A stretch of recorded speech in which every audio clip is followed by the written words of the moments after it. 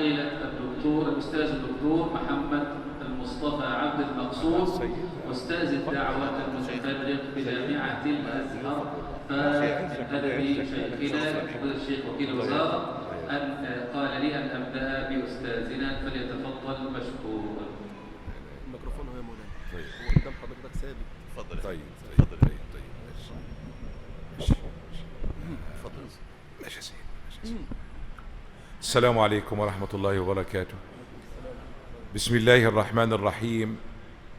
أحمدك ربي حمدا كثيرا طيبا مباركا فيه، ملء السماوات وملء الأرض وملء ما شئت من شيء بعد، لا مانع لما أعطيت ولا معطي لما منعت ولا ينفع ذا الجد منك الجد. وأشهد أن لا إله إلا الله وحده لا شريك له، سبحانك ربي لا أحصي ثناء عليك، أنت كما أثنيت على نفسك، لا إله إلا أنت. وأشهد أن سيدنا وحبيبنا ومولانا محمد رسول الله، الرحمة المهداة والنعمة المزداة، السراج المنير والبشير النذير، الحبيب المصطفى والنبي المجتبى، الكمال المطلق والجمال المحقق. نزلت عليك من الإله مهابة، فاضت على أحد فمال وأجفلا، لو لم تسكنه بنعلك قائلا أسكن لأصبح زائبا متحللا، لو كان قلبي تحت نعلك موطئا وتدوس رجلك فوقه لتبتلا. اللهم صل على سيدنا محمد صلاة تكون لنا طريقا لقربه وتأكيدا لحبه وبابا لجمعنا عليه وهدية مقبولة بين يديه، وسلم اللهم كذلك أبدا، وارض عن آله وصحبه السعداء، واكسنا حلل الرضا، والطف بنا بلطفك في القضاء. وبعد، فإني أشكر أستاذنا الفاضل فضيلة الدكتور صفوت لتقديمه إياي، وهو الأحرى بأن يقدم، كما أشكر لفضيلة الشيخ عبد الوهاب مدير الإدارة، وأشكر له حسن استقباله لي عندما ذهبت إليه في مكتبه ولأول مرة كنت ألتقيه، كما أشكر لفضيلة إمام المسجد وللسادة الضيوف وللسادة يعني المصلين بالمسجد المداومين على حلق العلم. ولن أطيل، لكن أستأذنكم هو الحديث عن رحمة سيدنا رسول الله صلى الله عليه وسلم، لكن أنا على غير المألوف سأبدأ كلمتي بسؤال. آية من كتاب الله هي آية، ونصفها آية، وربعها آية، فما هي تلك الآية؟ نعيد السؤال لو حد يستطيع الإجابة. آية من كتاب الله هي آية، ونصفها لو أخذنا نصفها نجد في القرآن آية، ولو أخذنا ربعها لوجدناه أيضا في القرآن آية، فما هي تلك الآية؟ خاصة بالموضوع. هل يستطيع أحد أن يجيب؟ سيدنا الشيخ بيسهل لكم. طيب، هذه الآية هي الآية الأولى من كتاب الله تعالى. شوف، أول آية، يعني حتى كمان هو بس خفنا أن تبسط كنا نقول وهي أول آية، هي عنوان الدين، هي عنوان القرآن، هي عنوان الرسالة، هي عنوان الإسلام. هذه الآية هي بسم الله الرحمن الرحيم. انظر، هي آية بسم الله الرحمن الرحيم. طب نصفها يتعلق أيضا بموضوعنا. نصفها بعد عد آية كده وتجد الآية الثالثة في سورة الفاتحة، الحمد لله رب العالمين الرحمن الرحيم، آية رقم 3 في الفاتحة. نصها هو كلمتين، يبقى هي 4 كلمات. لو اعتبرنا الجر والمجرور باسم كلمة يبقى نصفها كلمتان، وهي آية الرحمن الرحيم. طيب، وربعها آية. تعالى في أول سورة الرحمن، يبقى الرحمن علم القرآن، خلق الإنسان، علمه البيان. من هذا المنطلق نتحدث بإيجاز. إذا أردت أن تعطي لديننا عنوان تقول إنه دين الرحمة. إذا أردت أن تعطي وصفا متكررا لله سبحانه يتعامل به مع خلقه فهو الرحمن الرحيم. إذا أردت أن تعطي لقبا لسيدنا رسول الله فهو رحمة الله للعالمين.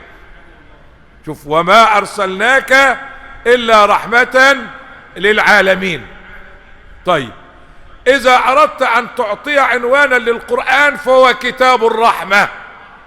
كتاب الرحمة، تلك آيات الكتاب الحكيم هدى ورحمة. رحمة، كتاب الرحمة لمن؟ للمحسنين، رحمة للمحسنين. طيب، إذا أردت أن تصف علاقة المؤمنين بعضهم ببعض فهي الرحمة. تقول أو يقول الله تعالى: أشداء على الكفار رحماء بينهم. أشداء على الكفار رحماء بينهم.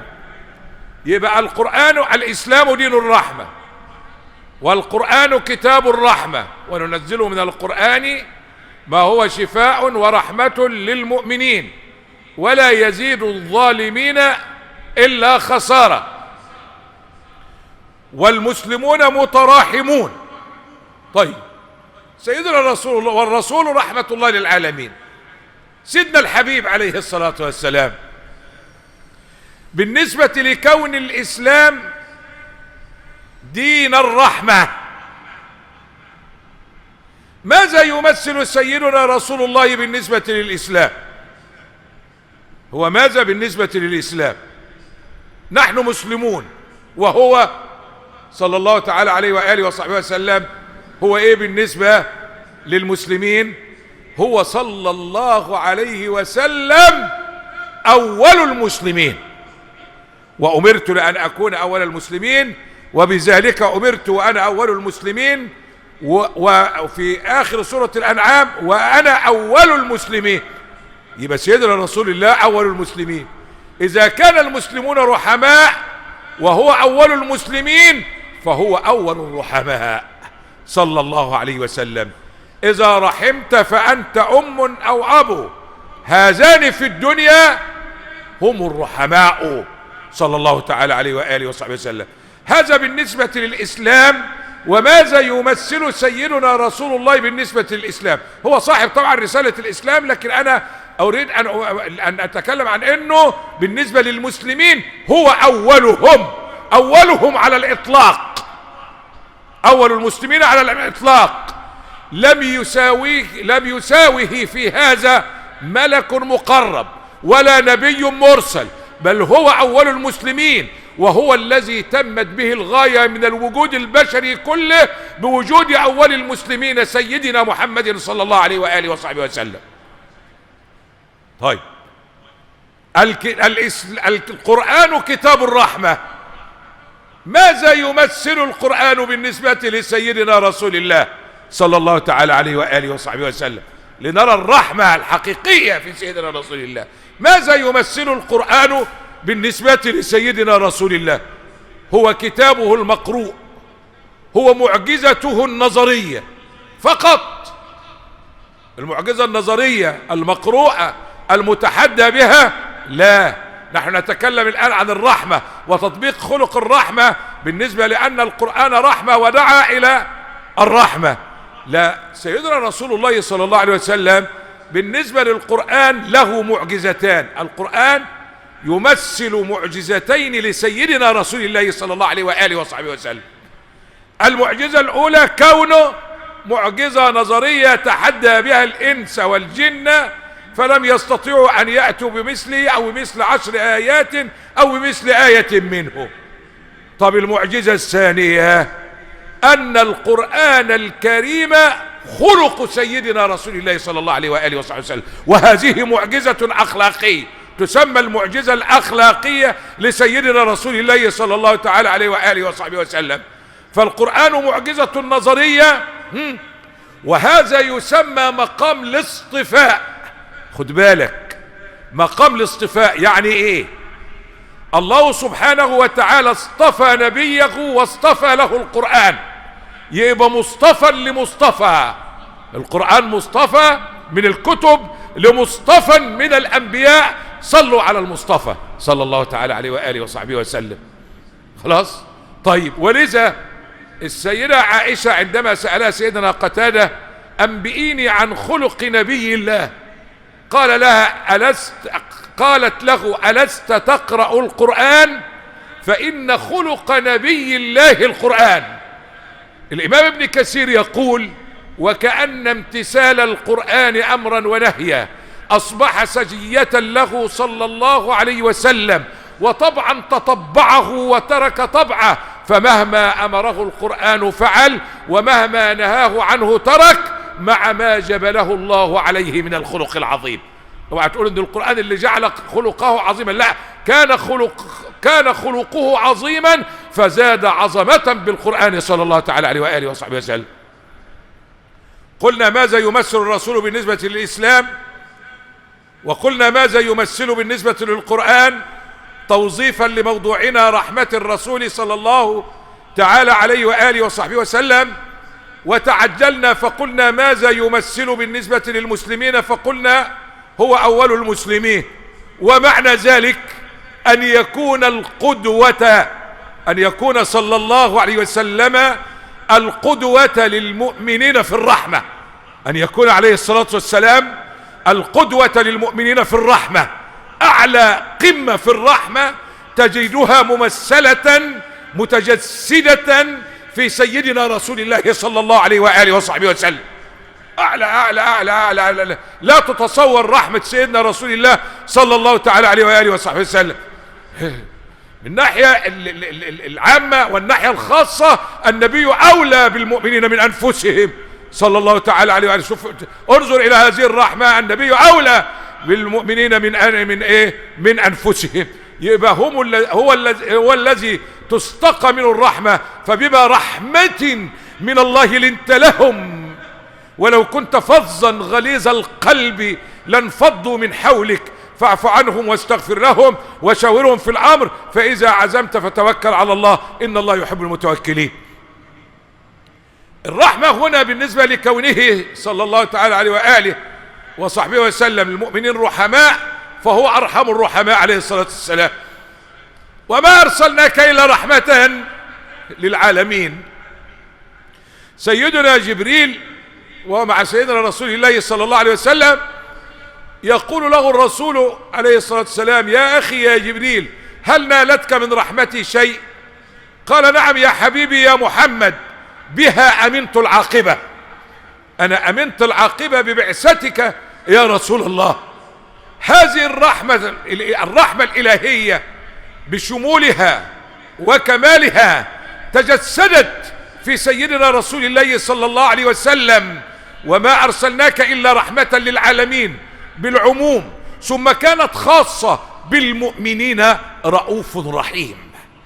رؤوف يدفع عنهم المكاره، رحيم يجلب لهم المصالح، يبقى يجلب لهم المصالح صلى الله تعالى عليه وآله وصحبه وسلم. فهو كما قلنا الرحمة المتجسدة. تعال نرى الرحمة لكي تصيبك الرحمة. أنت المفروض أنك متصف بالرحمة كنبيك صلى الله تعالى عليه وسلم. تعال نرى الرحمة تصيب من؟ ورحمتي وسعت كل شيء، لكن انظر فسأكتبها للذين يتقون ويؤتون الزكاة والذين هم بآياتنا يؤمنون. الذين يتبعون الرسول النبي الأمي الذي يجدونه مكتوبا عندهم في التوراة. فسأكتبها، هي مكتوبة لكم، مكتوبة لكم يا متبعي خير الخلق وحبيب الحق صلى الله عليه وسلم، مكتوبة لنا فسأكتبها. والكتابة تدل على اللزوم، أوثق شيء في التوثيق الكتابة، أوثق لما تريد أن توثق شيئا تكتبه، فالله عبر بالكتابة لأنها لازمة لنا. ولكن الرحمة تنال من؟ تنال المحسنين، إن رحمة الله قريب من المحسنين. إذن الرحمة هي سيدنا رسول الله. وفي بعض الحديث إنما أنا رحمة مهداة ونعمة مزداة ألا فليفرح بي كل مؤمن. نعم، إننا نفرح بك يا سيدي يا رسول الله، نفرح بك يا رحيم يا رؤوف. هناك وجه لكن لن أقوله لأنه قد يكون وجها صعبا، ولكن كان القرطبي قد ذكره، لكني سأعرض عنه مخافة اللبس. هنا علماء الإسلام فهموا أن الدين الإسلامي دين الرحمة، لأن أول ما نزل في الكتاب بسم الله الرحمن الرحيم، ففعلوا شيئا عجيبا تطبيقا لما ورد في القرآن. ماذا فعلوا؟ هناك حديث يسمى بحديث الأولية. يعني ايه الأولية؟ حديث الأولية يعني لما تذهب لعالم من علماء الحديث، أول حديث يحدثك به، وهو وشيخه أول حديث حدثه به، وشيخه أول حديث حدثه به، وشيخه أول حديث، ولذا سموه الحديث المسلسل بالأولية. ولذا كل طبقة في السند تقول لك وهو أول حديث سمعته منه، وإن كانوا جماعة يقول لك وهو أول حديث سمعناه منه. ما هو هذا الحديث؟ الراحمون يرحمهم الرحمن، وفي رواية الرحمن عز وجل ارحموا من في الأرض يرحمكم، ويجوز يرحمكم من في السماء، وفي متابعة ارحموا ترحموا.